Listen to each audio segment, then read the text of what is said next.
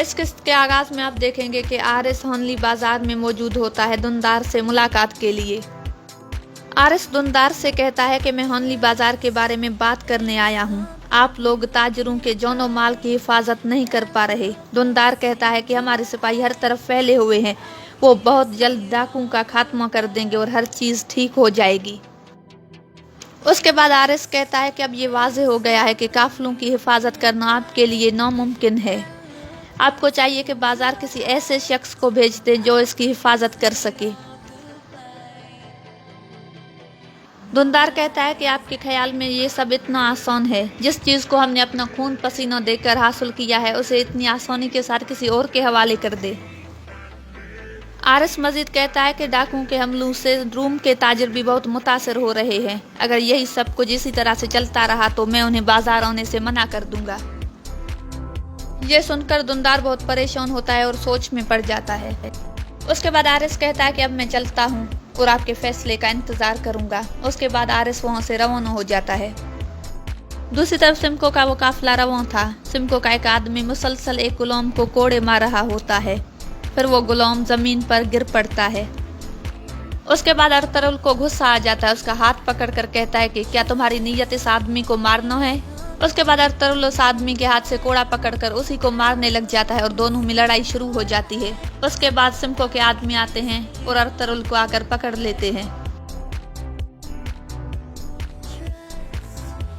उसके बाद सिमको पूछता है कि ये क्या हो रहा है। सिमको का आदमी उसे पूरी बात बताता है। सिमको कहता है कि अभी हम रवां हैं, एक जगह रुकेंगे जहां पर मैं अरतरुल को इस चीज की सजा दूंगा।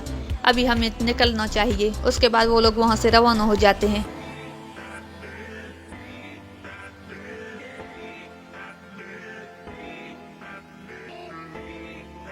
दूसरी तरफ जावदार कबीले में असलहोन एक औरत से कहती है कि जाओ और खेमे तैयार करवाओ, हमारे मेहमान बहुत दूर से आए हैं, थक चुके होंगे, आराम करेंगे। उसके बाद बहादुर कहता है कि अब मैं यहाँ मेहमान नहीं हूँ, ये मेरे भाई का कबीला है। उसके बाद असलहोन कहती है कि मेरा ये कबीला और मेरा खेमा आपके लिए है, लेकिन आप जान जाएं कि मेरा ये कबीला पहले ही बहुत मुत्तहद है। उसके बाद बहादुर कहता है कि मेरी भतीजी, तुमने मुझे पता है बहुत अच्छे से इस कबीले को संभाला है, लेकिन अब इसे एक मर्द सरदार की जरूरत है। बहादुर की बातें सुनकर असलहोन परेशान हो जाती है और उसे देखने लगती है। दूसरी तरफ हलीमा और गुंदूस अरतरुल के कब्र पर बैठे हुए होते हैं। इतने में अरतरुल का घोड़ा भागते हुए वहां पर आ जाता है। उसे देखकर गुंदूस शोर मचाने लगता है और हलीमा पीछे मुड़कर उसे देखती है और खुश हो जाती है। उसके बाद हलीमा उसे प्यार करने लगती है और गुंदूस को भी गोद में उठा लेती है। गुंदूस भी उस पर अपना हाथ रखता है और उसे प्यार करने लगता है। दूसरी तरफ सिमको ने अरतरुल को एक दरख्त से सजा के तौर पर बांध दिया होता है और उसे कहता है कि मैंने तुम्हारा काफी अच्छा ख्याल रखा है, लेकिन अब तुम मुझे परेशान कर रहे हो।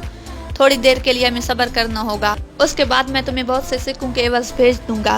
उसके बाद अरतरुल कहता है कि अगर तुम्हें सिक्के चाहिए तो तुम मुझे बताओ, मैं तुम्हें मुंह मांगे सिक्के दूंगा, मगर तुम बदले में मुझे और इन गुलामों को यहाँ से जाने दो। सिमको कहता है कि तुम्हारी रहमदिली देकर मैं मुतासर हुआ हूँ, मगर तुम्हारे पास इतनी दौलत नहीं जितनी मुझे चाहिए। उसके बाद अरतरुल कहता है कि मतलब कि मेरा दुश्मन बहुत अमीर है। सिमको कहता है कि तुम्हारी सोच से भी ज्यादा। उसके बाद अरतरुल कहता है कि वो कितना अमीर है, एक शहनशाह के जितना, एक वजीर के जितना, या एक गवर्नर के जितना। गवर्नर का नाम सुनते ही सिमको परेशान हो जाता है और अरतरुल से कहता है कि तुम बहुत बोल लिए, अब तुम रात भर इसी तरह बंधे हुए होगे, और अगर सुबह तक तुमने मुझसे माफी मांग ली तो मैं तुम्हारी सजा के बारे में सोचूंगा। उसके बाद अरतरुल कहता है कि तुम क्या समझते हो कि मुझे ऐसे बांध कर तुम मुझे कमजोर कर लोगे। उसके बाद सिमको कहता है कि क्या तुम इस दरख्त को जड़ से उखाड़ दोगे। उसके बाद अरतरुल कहता है कि हम उस नस्ल से है जिसने लोहे के पहाड़ को पिघलाया है। सिमको कहता है कि हम देख लेंगे अरतरुल साहब। उसके बाद सिमको अपने आदमी से कहता है कि ये बहुत बहादुर है, ये हाथी के साथ भी लड़ सकता है, ये दरख्त के साथ बंधा हुआ है, मगर तुम एक लम्हे के लिए बेस से अपनी नजरें मत हटाना। दूसरी तरफ हलीमा सुल्तान और गुंदूज अरतरुल के घोड़े पर सवार होकर कबीले पहुंच जाते हैं। सारे लोग देखकर खुश भी होते हैं और गमजदा भी हो जाते हैं। हलीमा खातून इस मंजर को देखकर बहुत अफसरदा हो जाती है। उसके बाद उस घोड़े के पास आती है, उस पर हाथ रखती है, उसे प्यार करने लगती है और उसके साथ बातें करने लगती है।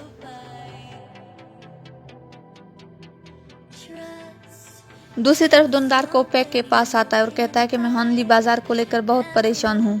गवर्नर आरिस आया था, वो बाजार खरीदना चाहता है। कोपेक कहता है कि फिर तुमने क्या कहा?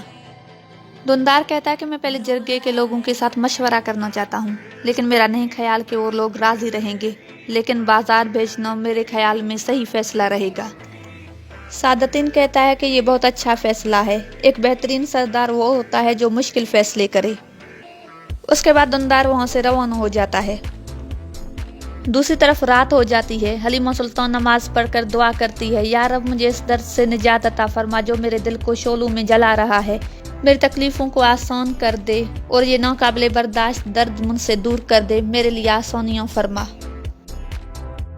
दूसरी तरफ रात हो जाती है। अर्तुगरुल एक दरख्त के साथ बंधा हुआ होता है और दुआ करता है कि या अल्लाह, जैसे तुमने मकड़ी की मदद से अपने पैगंबर की मदद की थी, इसी तरह मेरी मदद फरमा। उसके बाद वो बिस्मिल्लाह पढ़ता है और जोर लगाता है कि किसी तरह वो आज़ाद हो जाए।